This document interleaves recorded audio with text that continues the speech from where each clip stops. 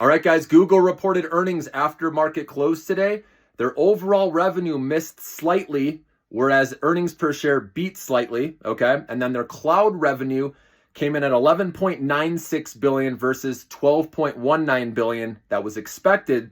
And so this was still 30% growth, but it was still less than expectations. And that's all it takes, especially when you see slowing growth, which overall their revenue is showing close to 12% growth, whereas it was 13% the previous year. And remember, when investors see slowing growth with revenue, that usually leads to some sort of sell-off, especially if a stock has run nicely, which Google has.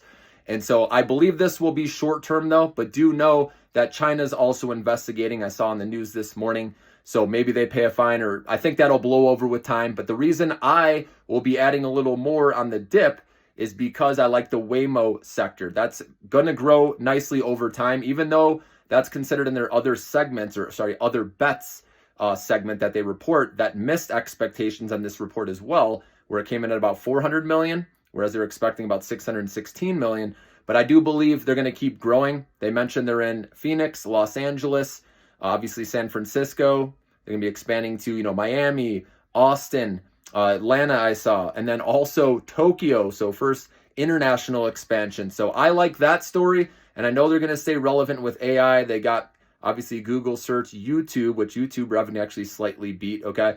And like I said, their net income was really good. That was the highlight of the report. So I'm okay overall. These are those reports once in a while you don't get a great one.